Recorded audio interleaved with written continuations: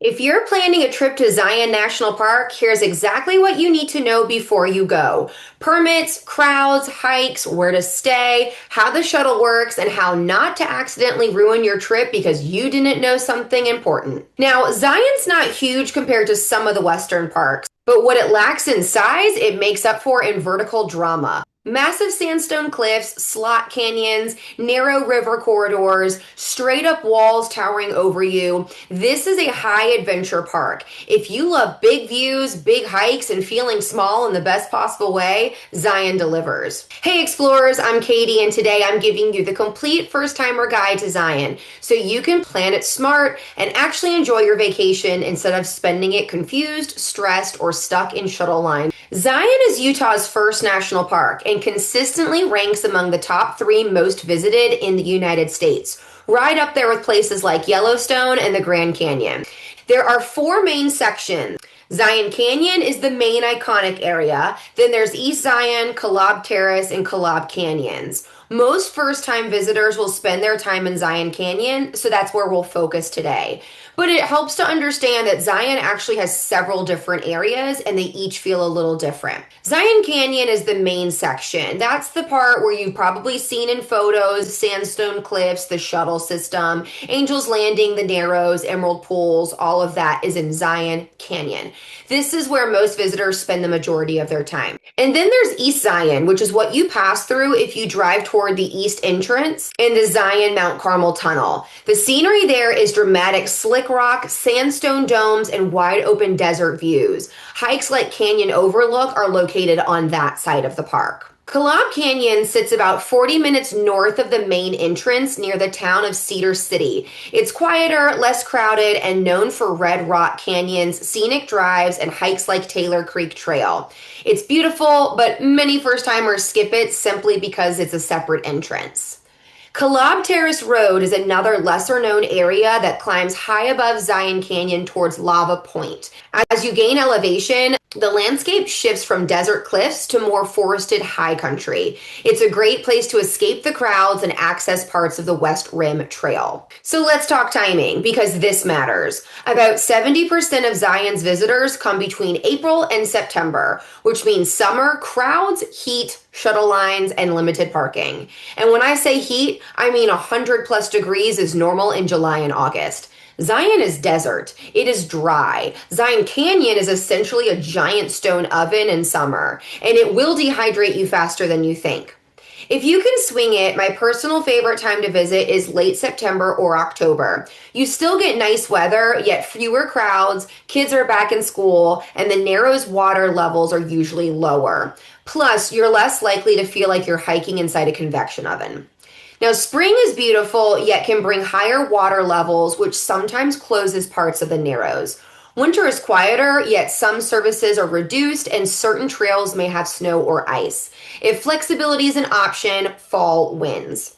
So how many days do you need? Well, for a first visit, I'd say the minimum is 2 full days, ideally 3. One day is not enough unless you just want to ride the shuttle and take pictures. With 2 days, you can usually do Angel's Landing or a big West Rim hike, do the Narrows, and add a moderate trail like Emerald Pools or Canyon Overlook.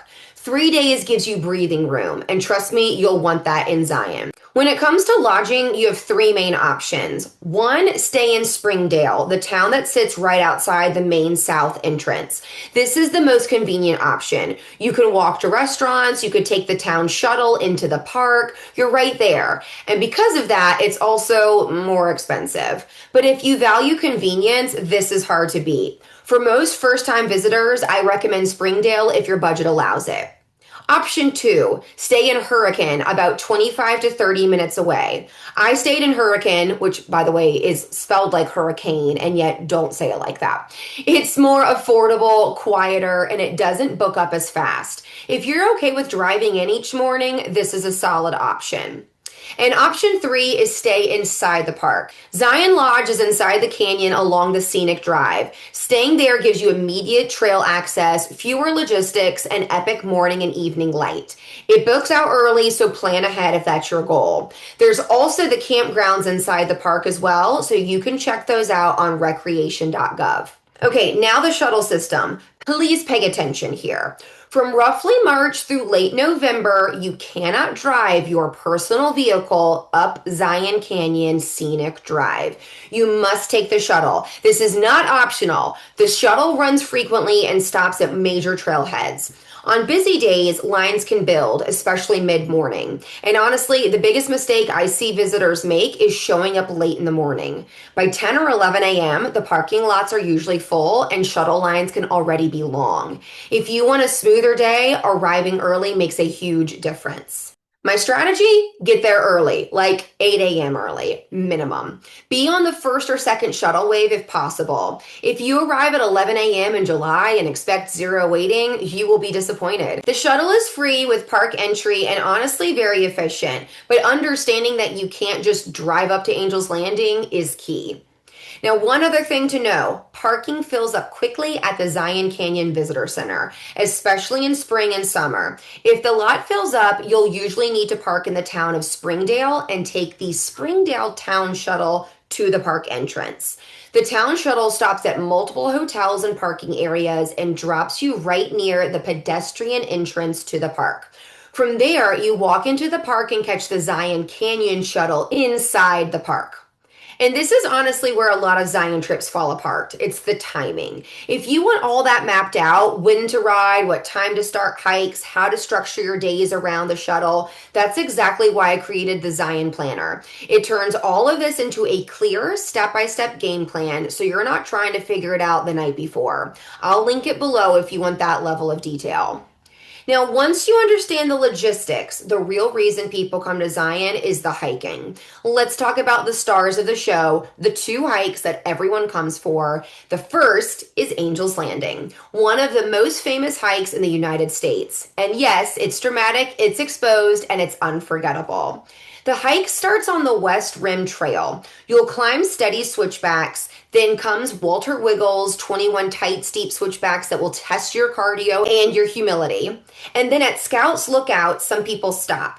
From there, the final half mile to Angel's Landing is where the chains begin. Narrow spine, drop-offs on both sides. You hold on to the metal chains bolted into the rock. It's awesome. Now, since 2022, a permit is required for the chain section. There's a seasonal lottery and a day before lottery. I applied for the day before permit and didn't get it the first time, and then applied again and got it. And let me tell you, it is thrilling. But it is not for the people with a serious fear of heights or small kids or anyone who doesn't feel confident in their footing. It is physically demanding, it is mentally demanding, and it is 100% worth it if you're prepared. If you don't get a permit, hiking to Scouts Lookout still gives you incredible views. Now, that other iconic experience is the Narrows. This is hiking in the Virgin River through a slot canyon. You start on Riverside Walk and then step into the river. After another mile, the canyon walls close in until they're towering above you like stone skyscrapers. The water depth varies based on the snow melt. Sometimes it's ankle deep, sometimes knee deep. Occasionally, it's higher. Now, in the spring, snowmelt can raise water levels enough to close the hike. Flash floods are a real and serious risk. If rain is in the forecast, especially upstream, do not ignore it.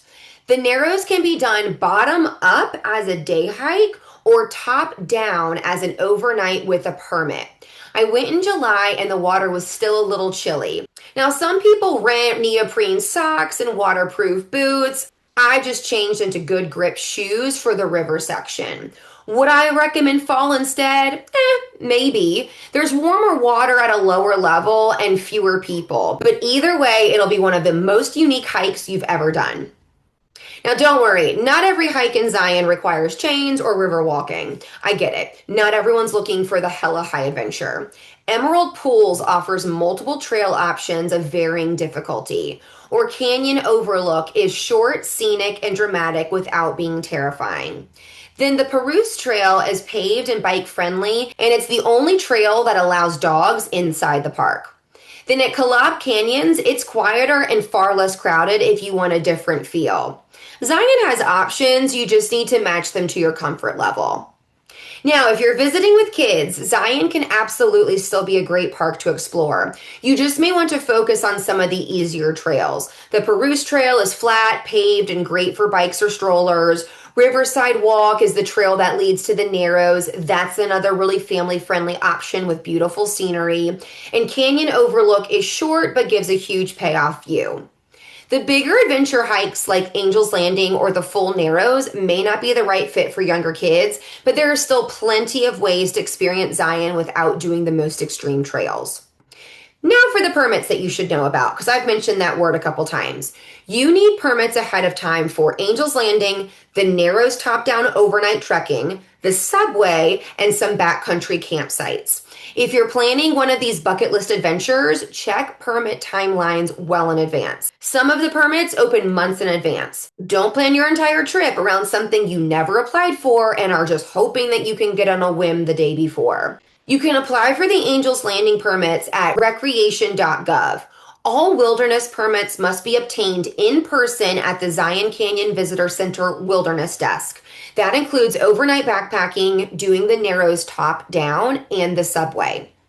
So now for safety and a reality check. Zion is stunning. It is also hot, exposed, and physically demanding. Bring more water than you think you need. Start early, check weather, and respect closures. This is not Disney World with railings everywhere. It is real terrain. Almost half of the deaths in the park are caused by slips and falls, including 13 people hiking Angel's Landing since the year 2000. So is Zion worth visiting? Oh, absolutely. It's best for active travelers, hikers, and people who want to earn their views. Zion rewards effort. If you're looking for mostly drive-up overlooks, there are other parks that may fit you a little better. But if you want dramatic scenery and an experience that feels earned, Zion delivers.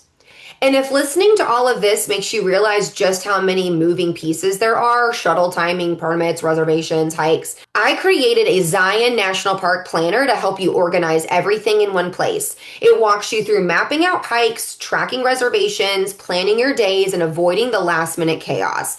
Download it at greatescapepodcast.com. And if you want some great suggestions on any of our national parks, you can also head to the website for my free National Park Starter Guide. Now, over the next several episodes, we're diving deeper into the specific parts of Zion so that you can plan your trip even better. It's things like the shuttle service, Angel's Landing, the lottery, etc. If this episode helped you, subscribe so that you don't miss the rest of the Zion mini-series. All in all, here's my final thoughts. Zion is one of those parks that lives up to the hype. It's physically engaging. And if you plan it right, it can be one of the most memorable trips you'll ever take.